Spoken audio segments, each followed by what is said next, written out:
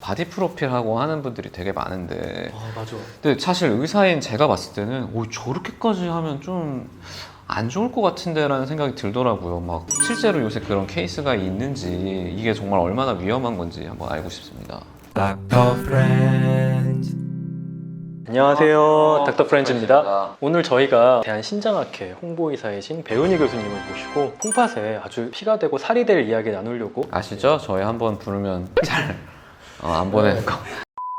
지금 뭐 여기 에어컨도 좀 꺼져 있어가지고 네. 굉장히 상황이 안 좋은데요. 그래도 교수님도 좋은 말씀 이렇게 해주시려고 이렇게 계셔가지고 요새 특히 젊은 친구들 중에서도 콩팥 검사를 받아야 되는데 이거를 몰라가지고 제가 아는 형도 되게 건강한 형인데 네. 갑자기 신장 나빠졌다고 그래가지고 알아보니까는 절대로 운동이나 이런 걸 심하게 하면 안 되는 사람이었는데 그거 몰랐던 거예요. 그러니까 검사 한 번도 안 해봤으니까 몰랐지.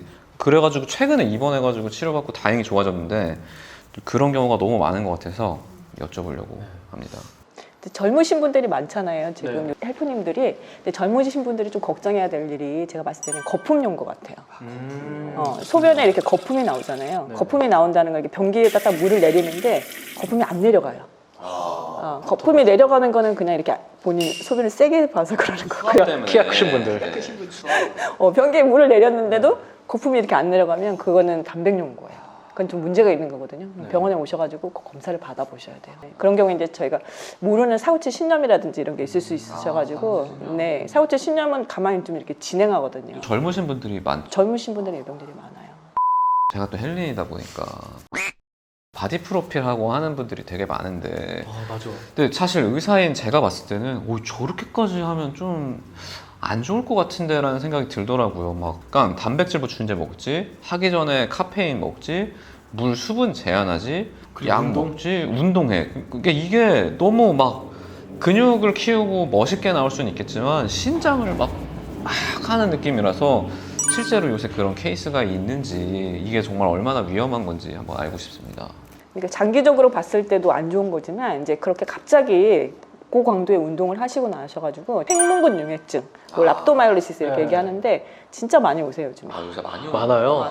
코로나 때문에 그런 것 같긴 한데 되게 강도를 조금씩 올려가시는 분들은 크게 상관이 없는데 내가 오늘부터 운동을 진짜 해야겠다 하고 갑자기 확 하시는 분들 있잖아요. 그쵸. 뭐 약간 배수해진 치듯이 하는 분들 계시죠. 그런 분들은 근육을 갑자기 많이 쓰니까 근육에 있는 세포들이 깨지면서 맞아. 그 안에 있는 전해질 같은 게 나오면서 콩팥을 망가뜨리는 그런 거거든요. 심하신 분들은 혈액투석까지 하고 하시거든요.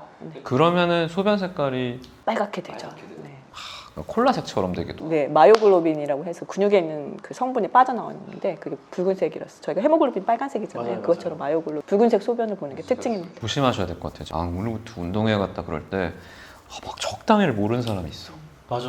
그리고 또 PT 처음 받을 때 PT 선생님도 적당히를 모르는 분들이 계시거든. 적당히를 모르는 사람과 적당히를 모르는 사람이 만나면은 우리 오늘 고객님이 오셨는데 나한테 돈도 주셨는데 오늘은 진짜 내가 이 돈만큼 걸어갈 수 없게 해야겠다. 다음 PT 시간에 안 오셔. 안 오셔. 왜 안 오시지? 수행 받고 있어. 수행 그런 일 생깁니다 진짜. 그래서 운동을 너무 과하게 한 다음에 소변색이 좀 진해지거나 이렇게 좀 콜라색 소변이 나오거나 빨간 소변이 나오면은 꼭 병원 빨리 가가지고 검사를 받아 보셔야겠네요. 수분도 충분히 섭취하셔야 되고. 수분 충분히 섭취해. 맞아요. 제가 제일 놀란 게 수분 제한을 하더라고요. 사진 찍기 전에. 그래야 근육이 말라서 더 이렇게 딱 갈라져서 나온다고. 그러니까 이게 저는 의사로서 이게 일단 건강한 운동을 했으면 좋겠어요. 이렇게 보여지는 운동도 물론 중요하죠. 이게 어깨도 넓고 이렇게 하면 좋으니까. 근데 그 사진 한 장을 위해서 이렇게 너무 이렇게 콩팥을 좀 옥조이는 거는 좀 지양하는 게 좋지 않을까. 제 개인적인 생각입니다. 젊은 친구 중에 갑자기 이렇게 콩팥이 안 좋아지거나 뭔가 이렇게 검사해서 좀 유의한 결과가 나왔던 그런 케이스들이 또 어떤 분들이 있었을까요? 약도 그런 경우가 있어요. 약, 진통제. 진통제. 진통제가 가장 대표적인 건 한데 진통제 외에도 뭐 건강보조식품들 있잖아요. 다양한 건강보조식품이 있는데 이제 그것 드시고 그러신 분도 있고 또 항생제 같은 것도 콩팥이 조금 그 전에 안 좋으신 분들이 약을 드시면 갑자기 안 좋아지는 경우가 더 많긴 하지만 경우에 따라서는 뭐 별로 본인 괜찮았는데 본인 무릎이 아파서 진통제를 뭐 한 2달 먹었는데 2달. 길게 먹긴 했다. 2개 먹긴 했죠. 콩팥이 안 좋아가지고 이렇게 오시는 분도 있고 합니다. 진통제 보통 타이레놀이랑 이제 헬프님들도 이제 많이 아시는데 엔세이드라고 진통 소염제가 있잖아요. 두 개 다른 거. 네, 그래서 이 중에 콩팥이 좀 더 안 좋으신 분들은 타이레놀은 괜찮아요. 타이레놀은 괜찮고 이 엔세이드라는 진통 소염제가 문제인 거죠. 맞아요. 네, 진통 소염제가 콩팥으로 가는 혈관을 수축해가지고 진통소염제가 조금 더 세죠. 잘 들어요. 잘 듣잖아. 관절통에 또 잘 듣고 관절통에도 잘 들으니까. 그리고 또 이게 감기약에 좀 들어있는 경우도 많은 것 같아요. 아, 감기약에 많이 들어있죠. 당뇨병이 있으시고 콩팥이 안 좋으신 분들은 엔세이드 꼭 피하라고 저희는 이야기 드리긴 하거든요. 근데 젊은 친구분들은 보통 자기 콩팥이 안 좋은지 전혀 모르고 있다가 이제 감기약이나 두통, 머리 아프다 해가지고 좀 이렇게 장복을 하시고 나서 몸이 좀 부어서 오시는 분들이 있는 것 맞아요. 같아요. 네. 여기가 이제 원래 뼈가 만져져야 되는데 이 정강이 쪽에 누르면 들어가서 안 나오죠. 그래서 오면은 이제 단백뇨 막 있으시고 그래서 이런 진통 소염제 같은 거 오래 드셔야 된다 그러면은 한 번쯤은 검사 받아보시는 것도 괜찮겠네요. 사실 사람이 언제나 검사 받으러 갈 수는 없잖아요. 콩팥에 이상이 있을 때 생길 수 있는 증상은 뭐가 있을까요? 초기에 생기는 증상. 근데 이제 아시다시피 콩팥은 침묵계장이 말이 없어 얘는. 아, 이렇게 말을 못해. 가혹한 거야. 많이 나빠져야지 이게 증상이 나타나는 거예요. 저 사실 이게 뭐 붓고 막 이러 정도가 되려면은 진짜 많이 나빠진 거죠. 막 무기력하고 막 기운 없고 내가 왜 이러지 막 하면서 단백뇨 나오고 막 이런. 이러면 이제 상당히 많이 망가지는 거기 때문에 저희 건강을 지키는 생활수칙에도 있었듯이 미리미리 검사 받아보는 게 좋죠. 검사 간단하니까. 많이 질문하시거든요. 그럼 내가 캐치할 수 있는 증상이 뭐가 있을까? 얘는 말이 없습니다. 미리 검사를 받으셔야 됩니다. 그리고 이제 콩팥병 중에 유전병도 꽤 많아요. 아, 그쵸. 저희랑 관련 있는 알포트. 그래서 가족력이 있으신 분들은 그 가족들은 좀 미리미리 다 검사를 받고 연령이 아직 되지 않았더라도 한 번씩 확인을 해보고 이렇게. 다낭성 신질환 같은 경우에 가장 유병률이 높은데요. 이제 부모님이 콩팥에 물혹이 있으시면 그 자녀분들도 물혹이 있을 확률이 높기 때문에 미리미리 초음파라든지 뭐 콩팥 기능 검사, 소변 검사 이렇게 해보시면 될 것 같아요.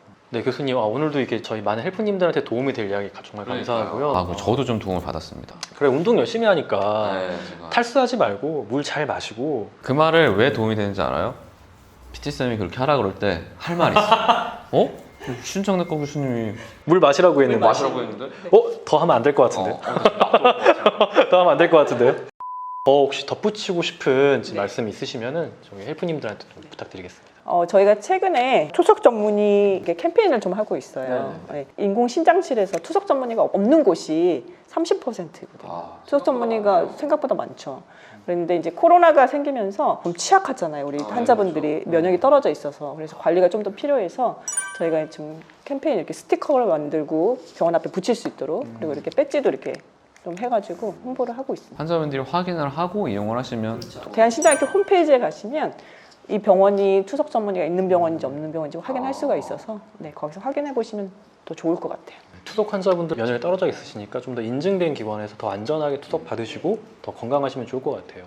네, 오늘도 이렇게 좋은 말씀 감사하고요. 저희 닥터 프렌즈도 다음 시간에 더 좋은 영상으로 찾아오도록 하겠습니다. 네, 감사합니다.